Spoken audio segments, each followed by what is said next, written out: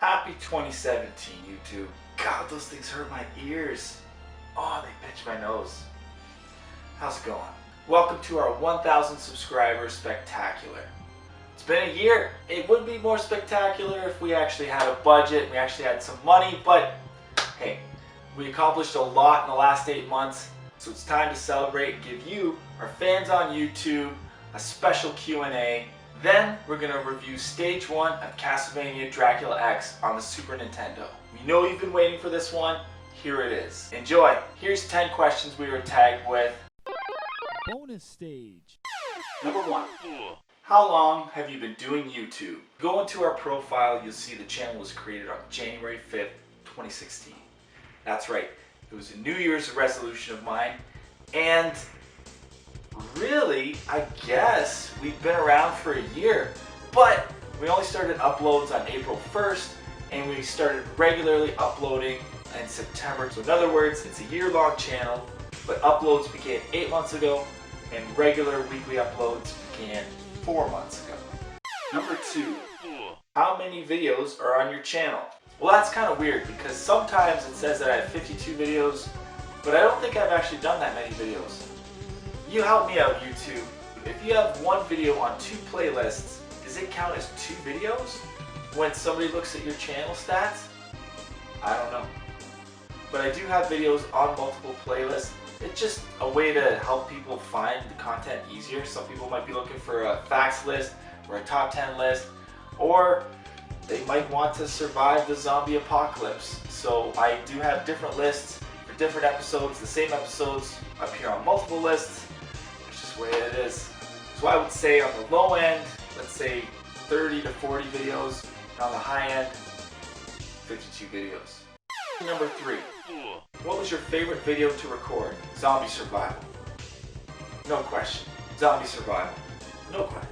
Zombie survival. Any episode really. Zombie survival. Any episode really, but the ones that I had the most fun were probably the ones where Zombie Survival series, next to our Nintendo World Manhattan series. It's our highest rated series. It's my favorite series, and I probably had the most fun doing that. Particularly episodes 1 and 3. In episode 1, I'm wielding a scimitar, a cutlass, and a katana. And episode 3, I'm shooting a .22 caliber rifle and a shotgun. So that was a lot of fun. Number 4. Who is your favorite YouTuber? That's a tough one. So difficult, in fact, that we had our lawyers prepare a proper response.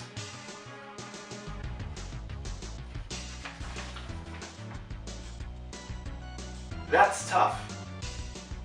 JonTron is amazing. But for me, he really hit his peak during the Starcade series. Same goes for AVGN. If you want to see some awesome James Rolfe action, check out Board James. I mentioned in my 100 subscriber spectacular that Ego Raptor was my first favorite channel, but he hasn't been making more sequelitis videos. Dex the Swede was pretty awesome, but he hasn't really put up that much content recently. That pretty much leaves only one channel, Project. 2016 sucked, including every single game. Blah, blah, top 10 worst games of 2016. That guy's awesome. Check him out. Also, Oliver Harper, Larry Bundy Jr., YourMovieSucks.org, and Raise Your Fist. God f***ing speed. I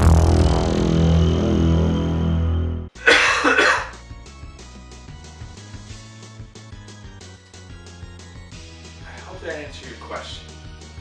Number 5. If you could pick one YouTuber to collab with, who would it be? Well, of course, you know I'm from Canada, and I know that one of the great content creators living close to me is Shane Luis, aka Rerez. He's got a great channel. He's got over 100,000 subscribers. I'm pretty sure Microsoft has some kind of a sponsorship agreement with him, because I've seen videos where he's reviewed 2 Xbox One S's. He's got great content. It's professionally done. It's well shot. His audio is awesome, and it's interesting, and you can use that information to decide whether or not you're going to buy a console or check out a new game. So definitely, if I want to do a collaboration, it'd be with Rerez. Shane, if you're out there, bro, help me out. Show me how to get a free Xbox. Number 6. Where do you see your channel in the future? I've been playing in bands for the last 7 years. My long-term goal is to transition my band into an internet band because I think it would be a lot of fun. So I'm going to be producing content for Game Gods, but also a new channel for my internet band, which is tentatively being called Mode 7. It's not 100%, but that's probably the name that we're going to go with. And that means that I need help from content creators like you to help flesh out the channel and give it what it needs. I've got a lot of great comments on the content of my channel, but I know that you want to see more game reviews. I know a lot of you love the TMNT review. I know that a lot of you are dying to see my Dracula X review. So if you are watching this, comment below, let me know if you're interested in collaborating with Game Gods. It'll get your channel exposure. If you have less than 100 subscribers and you have great quality content, we want to help you get that content to more viewers. Let us know. We're looking for retro and modern game reviews, top 10 lists, or lists period, and facts. We're going to keep having fun and doing our short little quickie videos, but another thing that we're going to be doing is incorporating a news feature into the channel. It's going to be called the Nerd News Network. It's going to be all relevant stuff. You don't have to watch today's episode today to get the content out of today, and if you watch it tomorrow, it's going to be old news. It's going to be stuff that's going to be relevant to the last couple years, but I think it's going to be a fun thing to do. We want to make the news fun again. We want to not make it boring. We want to make you enjoy it. I think it's going to be a neat content, and it's going to be another chance for me to really rip up Konami because they're continually doing horrible things, and I don't think tweeting about it is enough. I really want to tear them a new one. So watch out for the Nerd News Network.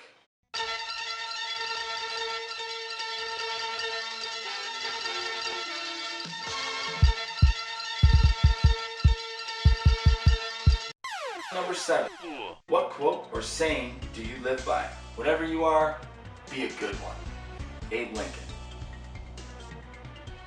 Why does the guy have to be Canadian? Americans have some of the best quotes. And I don't want to discount our fans from the UK either. Winston Churchill was badass. Number 8. Why did you start YouTube? It's one of the most common questions I get. In fact, I answered that question on my 100 subscriber spectacular. You can click on the link in the description to check it out. Number 9. What challenges have you faced as a YouTuber and how did you overcome them? Oh God. I've had as many challenges as I've had successes with regards to my YouTube channel.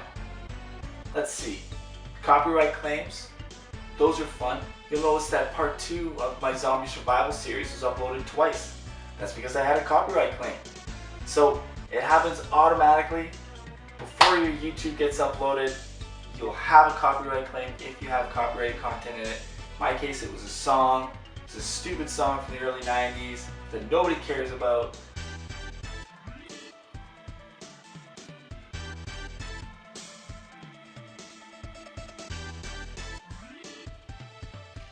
But a big, huge corporation owns the rights to that music and they want their cut, so it is what it is. If you go to my second upload of part 2 of the Zombie Survival series, you'll see the link to their YouTube channel in the description. Creative differences. You'll notice that there's no longer a guy named Mick Tobin credited in my videos. When I started the channel, I had a content collaborator. He was one of my best friends. He still is one of my best friends. The fact of the matter is, you watch a lot of my videos, I do a ton of editing, I do a ton of edits, probably more than I should, and I'm very particular. And that's all I can say. Unusual click activity, that was a weird one. I had a couple fans that were a little bit too overzealous in supporting the channel, and you might or might not notice in the options on YouTube you can watch videos at double their speed, and you can turn the sound off, and you can on your own run multiple browsers with multiple YouTube profiles, all playing the same video at the same time at double speed with no sound, and you just have to know the person's likely not even at their computer. And YouTube will definitely notice this and they will nail you and take away your AdSense revenue. If you're doing it, don't do it. If your fans are doing it, write them, email them, get them on Twitter, and tell them to stop because they're killing your channel. And last but not least, YouTube f***ing with my subscriber count. sure it's happened to a lot of people. I don't know what the issue is, but it's really sad because a couple weeks ago we were due to hit 1,000 subscribers, and at around 975 our subscriber count didn't go up, it actually went down, and no one can figure it out. So that sucks. Number 10. What are your inspirations for your videos? Well, you know, that's another tough one. When the going gets tough, the tough get their lawyers.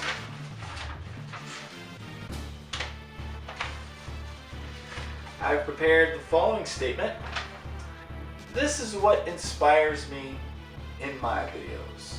I want to illustrate how sheltered video games have made me over the years as I step out of my comfort zone to do new and interesting things. I'm focusing on a game.